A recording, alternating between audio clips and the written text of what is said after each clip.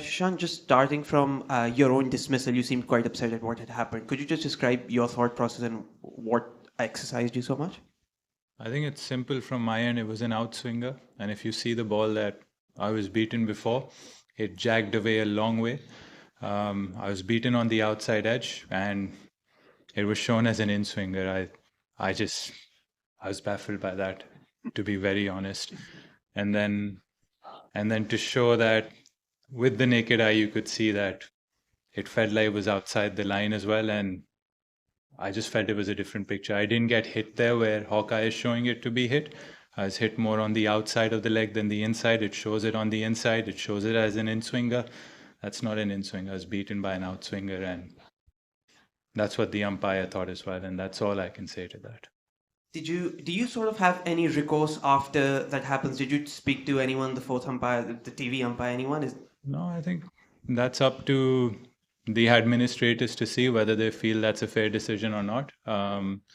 But I certainly felt that technology didn't show the trajectory of how that ball was. And looking back on the series as a whole, it is 2 losses, it is 2-0. What do you sort of take away now that these 2 weeks have gone? It might easily have been 1-1, but it is what it is. Yeah, I think a bit where a few different stories where, like at the Centurion, we had our opportunities, we didn't seize the crunch moments, and here we started off quite late. The response was really good.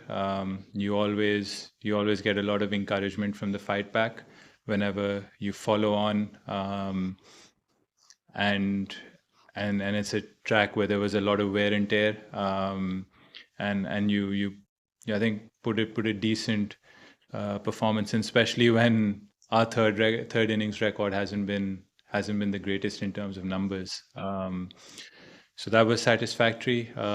Quite a lot of good performances, but I still feel that even today, like there were a lot of 30s and 40s.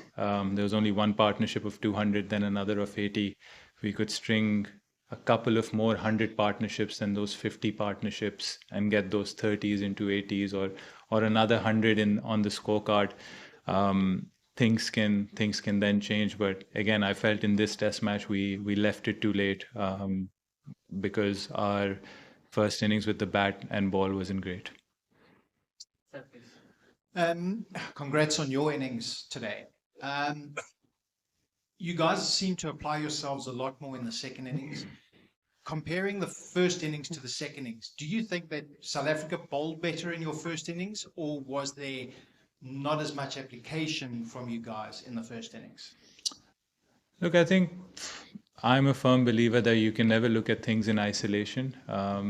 It's a game where you have to look at what's happened before and what can happen later, and then what's happening right now.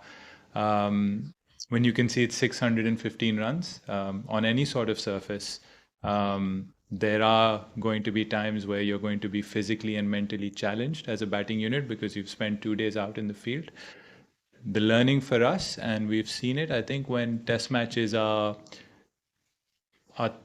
3 days long of very quick test matches, I think we're an exceptional team in that, and we've shown that in different conditions. But I think when it's a bit flatter, when we spend more time in the field fielding, or we have to create chances of getting 20 wickets, I think that's where we need our improvement. And there have been instances of that, like in Multan, like over here.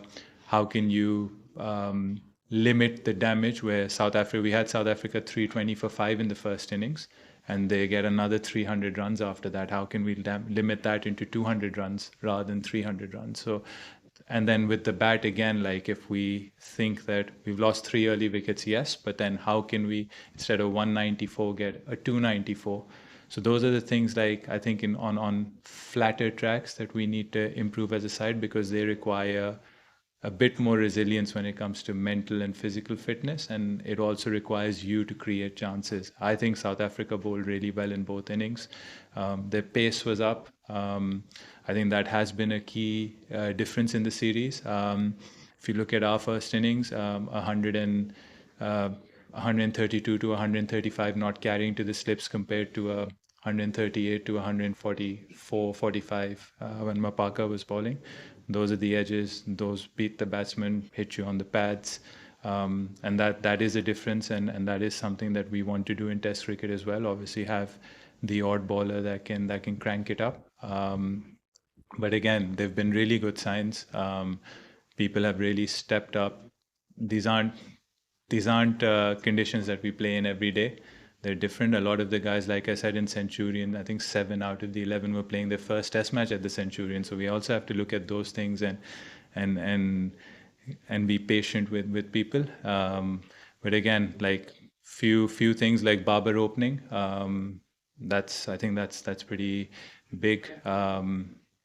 He came to number 3. Then Saim unfortunately fell injured. And then Babar opening, getting runs, Abbas coming back. So there have been a lot of good things as well. But again, like we were too late in this game. Sean, you've kind of mentioned a little bit there about South Africa's pace bowling. I wondered across the 2 Test matches, which were very different games, the match in Centurion being very quick and this one kind of drawn out.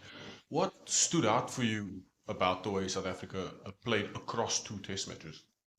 I think what I really liked was how aggressive they were with the ball, in that